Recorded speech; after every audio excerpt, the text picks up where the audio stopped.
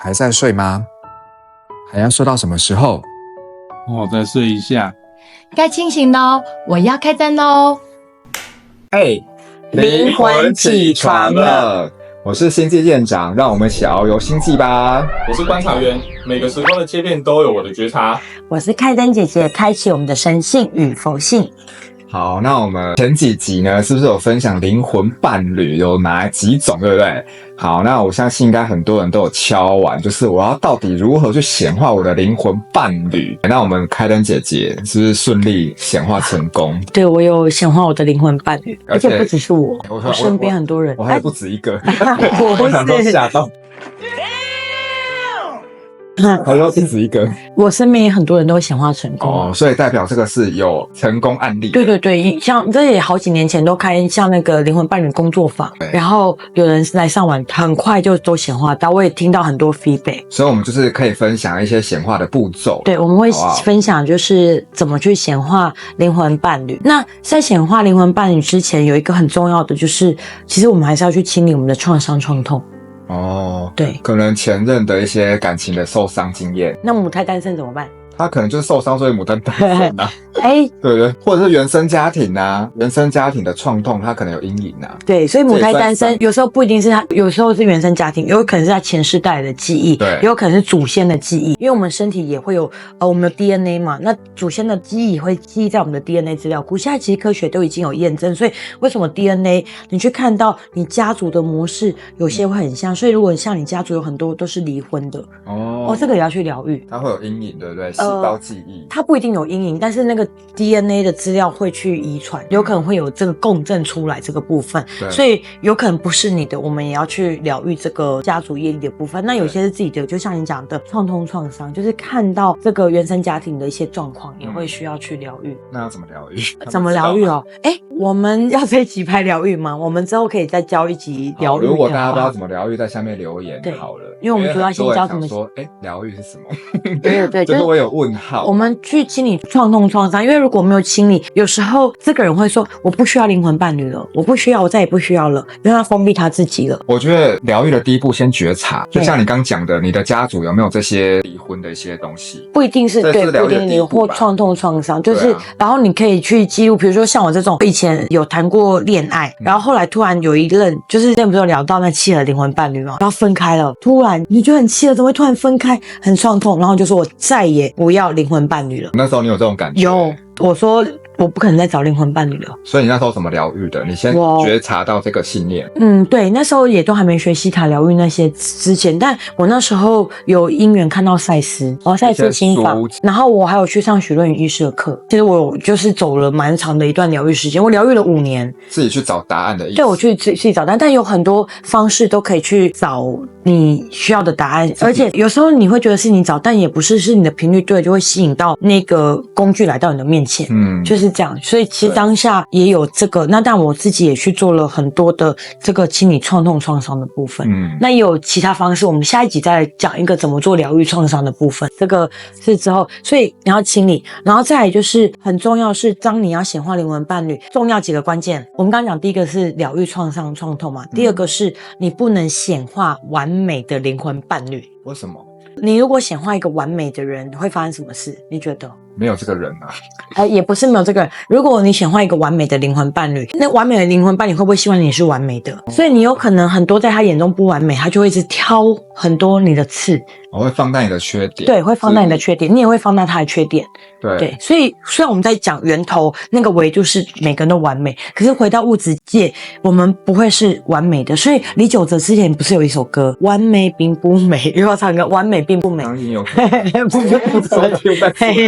完美并不美，我们多虚伪。就是我没有唱啊，我就完美并不美。对，那个。所以就是要包容的意思吗？其实不是，就是我们应该要第三个重点是你要显化契合的灵魂伴侣，因为在这个物质界没有人是完美的。我知道大家对完美的定义不一样。对，可能我的完美跟你完美觉得不一样。对，然后你会觉得这个人要这样完美，然后你就会过度完美主义，然后这完美主义呢可能会制造更多阻碍跟障碍，就会推迟这个人更久出现。对，而且我觉得完美，你可能觉得不完美。对，然后每个人对完美定义不同，还有这个完美主义，你会怎么看都看这个人不完美，或者是这个你好好不容易显化出一个完美的人来，那因为他很完美嘛，所以除非你自己保证你也很完美，如果你不完美，这个完美的人就也会说你这里不好，你觉得这会是一个好的恋爱关系吗？就会不匹配，不匹配，不对齐。对，所以在显化灵魂伴侣有一个很重要，很多人都说我要一个完美的灵魂伴侣，告诉你真相，没有完美的灵魂伴侣，只有最契合的灵魂伴侣，对，契合一生的。契合不代表完美啊。对，契合不代表完美，因为代表你能去接纳他的所有一切，然后你也能接纳自己一切。所以当你能接纳自己所有一切的时候，你就能接纳别人的一切。就是包含接纳自己不好的那个面向。对，所以你就有办法去接纳你的伴侣。因为如果你连自己都觉得自己不完美、不够好，那怎么会有一个够完美的人？所以很多人想要显化完美灵魂伴侣，事实上是想要显化那个来弥补他的匮乏。所以内在是匮乏的。对，他想要弥补他的那个缺憾。对，所以没有完美。就像很多人想等那个白马王子，童话故事白雪公主这种。对，但其实还是会有白马王子，就是契合的那个人，就是你的白马王子。就不是完美的，对，或白雪公主，对契合的白马王子。白马王子，对，就契合一生的灵魂伴侣。所以你要显化，第三就是你要显化契合一生的灵魂伴侣，然后你要讲我已经拥有，不是我要哦。我们之前有讲过，我要等于没有，就是你要显化写我已经拥有一位对我最好、最理想、最契合我一生的灵魂伴侣。然后这是第一个开头，然后之后再写清单，灵魂伴侣的清单是什么？所以写清单很重要，就是你想要什么。这就回到我们之前讲过显化那一集，就是你要知道你要什么，要有清晰度，就是你要够认识你自己，才会知道你要的那个伴侣是什么。对。然后很多人说为什么伴侣要写清单？有没有这个疑问？之前我有遇过是怕写太少还是写太多？不是，就他们没有理解到为什么伴侣要有清单这件事。你要不是就谈恋爱吗？为什么要清单？很多人凭感觉啦，对，感觉来了，对，感觉对了，顺眼就好，对，那一种。对，但其实事实上要写清单。你们看在生活当中，我问大家，如果有找工作经验的人，请问你们找工作有没有写清单？写履历吗？对啊，履历。然后你要投资什么样的公司？对，你连找工作都要写清单，为什么一辈子的伴侣你不写？伴侣在面试的一种。对啊，对 interview， 对，就是你要知道你要怎么去筛选那个你真正要的那个合作伙伴。对，我们在讲的是伴侣嘛，所以伴侣写清单很重要。那写清单，这个清单要跟大家讲，就是我们刚刚有讲嘛，最契合，就对我最好、最理想、最契合，我感恩我已经拥有。对。那后面呢，就是你要写，你可以写你想要的伴侣的，比如说从外在的形象、身高啊、体重啊，大概range哪里到哪里，是男生是女生，要写清楚。因为有的人是，因为有同性的同性伴侣，他可以吸引同性嘛，然后异性恋的异性恋，对，什么东西？是男生也可以是女生。有的人双性恋啊，反正就是你要对清楚，很清楚知道你要什么。你如果是异性恋，那你要显化你要男的或女的嘛。对。那同性你就要显化你要同性或女性嘛。对。就是你要去写清楚。那外在条件，那最重要的其实是那个频率，所以美德很重要。你的伴侣有哪一些美德？所以你可以写一些有关于美德的清单，比如说这个人他很诚实啊，很真诚啊，然后充满喜悦啊，等等的这些美德，然后他有智慧，或者是他有身心灵跟你一起成长等等的，是匹配的，你要匹配的。那除了这些之外，但你也可以写一些，比如说他会对我很浪漫啊，我有浪漫的感觉，但每个人浪漫的定义不同。对，所以要写清楚，就是你要的浪漫是哪一种？对对，你要的浪漫是哪一种？是惊喜变惊吓。对，有的人真的，我有遇过一些，他说，我明要的是惊喜，但我的伴侣都总是给我惊吓。对，这就不是我方向。对，惊喜队长。惊喜队长。对啊，那有的人就是比较奇怪嘛，就是说什么要在十字路口斑马线上接吻啊？是谁啊？他就想跟你近起，是吗？举例啊，就是他可能认为的浪漫是这样，顺便到下一世，顺便到下一世，对，就有可能这样，但可能这个人觉得浪漫是要在海边啊，要怎样，就要鲜花什么，所以可能就没有对齐，所以你要知道要对齐，去写清单。在海边的十字路口，是折中吗？是这个意思的。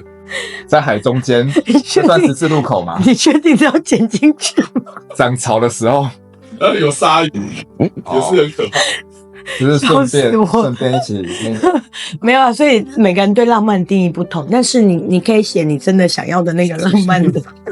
我要写清楚，就是写了，就是还有那个感觉，所以写完还有感觉。所以我们先写清单，然后再加入感觉。就是，然后还有一个我觉得很重要的，对他一定要是单身，好不好？哦，对对对，这个很多人这刚显化，个这个，哎，就是已婚的，那请问怎么办？对，糟糕或者了。他已经有男女对朋友了，那怎么办？所以要写清楚，我觉得这很重要。对就是很多人忽略这一点。对，这个很重要对哦。等一下这个我会讲一个补充一个超级重要的重点，但在这重点之前先讲一下，就是除了你刚刚写的那些，比如说我们外表啊、特质、美德，那最重要是你自己最好拥有这些美德，你才会匹配。因为宇宙在对应的是频率，我们之前在讲的是频率。比如说这个人，你想要一个很勤奋的人，那你很懒惰，你觉得懒惰频率跟勤奋其实它不太能共他会不会以为这个是互补？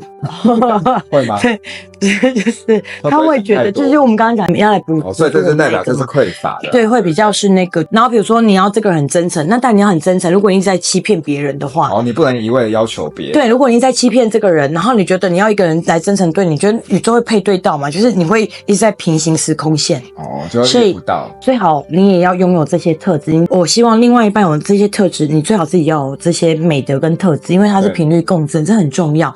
那要不然就算遇到了，他也会错开，会离开相认。对，或者是你相认，也许一开始碰到了，然后最后会因为这个人很真诚，他看到一个不真诚的人，那个最后他也会错过他。对，所以这个频率对齐也很重要，所以在写清单很重要。那像你也可以写一些，比如说你喜欢出国旅游，你的伴侣要跟你一起出国旅游，这个你也可以写。然后比如说你热爱音乐，你也可以写热爱音乐。如果你想要你的伴侣热爱音乐，或者是你也可以你热爱音乐，但你伴侣不需要，你觉得他不需要，那也没问题。就是他没有一定的，是你要够了解自己你要什么，这很重要。但很多人会写不出来清单，是因为他不够认识自己要的是什么。我们总是会经历过一些嘛，我也是到很后来才知道，哦，原来我要的是什么。你说恋爱经验？恋爱经验，对，所以练习爱情很重要。修炼爱情，修炼爱情，对，不用心酸。修炼爱情的心酸。爱情学分，爱情学分，对，其实这也是一个很好的练习，因为你要够清楚知道你要什么。那不一定在爱情上面练习，你在生活当中你就会知道什么是我要的，什么是我不要的。你慢慢会有一些经验累积，那你就会知道你要些什么。所以像我自己当时也写了很多清单。那还有一个重点，我们之前是不是讲说你要疗愈创痛创伤？对。那有些人的清单呢，他可能会写说我要一个很有钱的老公，因为他没钱嘛。对，他可能有一些伤痛经验，所以他误以为他一定要一个很有钱的老公就可以来养他。对，所以他就写我要一个有钱的老公，然后我要一个稳定工作的老公。可是事实上源头才会知道什么是对他最好最理想，可能那个不是最适合他的，他就不会显化成功，因为那是他的负面信念所写下来的，因为他的匮乏、恐惧，所以写了我要一个这个老公。那也有可能会写下这清单是，比如说我要一个蓝色眼睛的老公或伴侣，但是蓝色眼睛可是妈妈喜欢的，不是他喜欢的，但他可能会把这个写下来，那所以怎么办？可是他喜欢也没关系吧？那是妈妈的信念喜欢，不是他真正喜欢。所以可能不见得真的他喜欢，不是真的他喜欢的，所以他以为是他喜欢的，所以这个很重要。就是如果你写完清单，那你真的不知道是不是对你最好最理想这个清单，有可能是你负面信念写或什么。有一个很重要的重点，就是你说请源头改变它，请源头对我最好最理想改变我的清单。就是不管他会帮你删掉，或是先写，然后再请源头改。对，就是那个神性的你自己跟全知全那个会知道所有的面向。那我们刚刚有讲到单身那个很重要嘛，这个我们要讲到额外一个主题，就是其实基因有分单偶基因跟非单偶基因。什么意思？就是有的人他只能1对1关系的这个基因，但有一些人的基因里面没有写入1对1，他要1对多，因为人也是动物。那有些动物在它 DNA 里面过来的时候，有一些动物它是1对多的，它没有忠诚的伴侣关系，开放式关系，它的基因里面没有1对1这件事情，没有这个概念。对，所以如果你需要一个忠诚的，你要写一个我要有一个忠诚的伴侣，然后最好是1对1基因的。但我们要额外讲一下不代表1对1基因的人就不会背叛你，不会出轨。这是两件事情。对，但他如果可能背叛了或出轨了，他是会有罪恶感的。那没有1对1基因，他可能有1对多，就是他没有那个单偶基因的，就是他如果假设出轨了，他没有罪恶感，就是一个会有罪恶感，一个是没有，因为他觉得理所当然，因为我就没有那个基因，他没有有被写入那个程式，但不代表说没有单偶基因的这个人他不会忠诚，因为他有可能经历一些学习之后，他能约束他自己，他一样会有忠诚。所以如果你要一个很大的重点就是对我忠诚的，那同时你要对对方忠诚，这个很重要。对，所以你这样单身，这是额外补充的。对，所以这是讲到基因的部分，所以你要一个忠诚的伴侣关系，然后最好就是那个忠诚又有1对1基因的。如果你想要这样，那如果你想要开放性关系，那也可以吧？可以吗？如果你与更高维度来讲没有不行，可是你在3维世界来讲就会有道德的问题。但这也是去每个国家每个文化，去西方国家，比如说有一些国家是可以一夫多妻或一妻多夫的，对，那就是那个地方的集体意识。所以我们其实要清理很多的偏见，其实很多是我们的偏见。那因为每个国家文化不一样，那他可以尊重那些，就是集体意识，是集体意识。但是在比如说，就像我们在台湾有台湾的法律，你就是要1对1的这个忠诚的夫妻关系。那你在这里你就得遵守这个维度的这个规则哦。对，就是你在这个时空的规则。对，所以就看每个人要什么，这个很重要。就是你自己真的要什么，你要很清楚。对，然后讲到这个，就像比如说，如果这个人他想要开放性关系，你不能去欺骗别人，你不能说我是想要1对1，然后其实你自己开放，然后你背叛这个人，你伤害别人，这样就不行。除非你们都要讲好，这样也是一种，他们自己都讲好。对，讲到这个，我们其实还没讲过齁，就是你讲的业力，它其实会创造很多，除非它维度非常非常高，如果没有，它都在这些业力法则里面，然后会创造出业力伴侣。确实，它会有一个。跟我们上次讲的业力的灵魂伴侣不一样。我们没有讲到那么细，然后甚至你知道吗？这个有伴侣关系的人，他其实为什么我们要讲疗愈？我们再补充一下，因为有可能你跟前任伴侣的这个创伤没有清理，你也没有办法显化一段很好的、很契合的灵魂伴侣。因为你的前任伴侣的能量，基本上能量会在身体停留7年，这么久？对。所以你如果没有去清理它，所以为什么人讲要断舍离？如果你没有把能量清理干净、断干净，你会带着前任的能量再来这里。所以有一些人他可能会有很多人的能量，卡很多人的能量。对，也有很多人，比如说，也有很多人喜欢就是享受性的快乐而已，然后他身上就会有很多的这个能量。所以发生性关系就会那个吗？能量会交换，就会接吻也会，因为 DNA 就会交换了。对，就是通常会有这些。对，其实是，但其实本来我们带能量就会交流。像西方国家动不动都亲来亲去的，所以他们就是，如果真的你从能量上面来看，就是他们就是有很多的纠缠，所以离婚率现在有的也很高，因为很多的纠缠，很多的这些，这也是一个在能量上来就是说没有清理会卡7年，有清理就不会。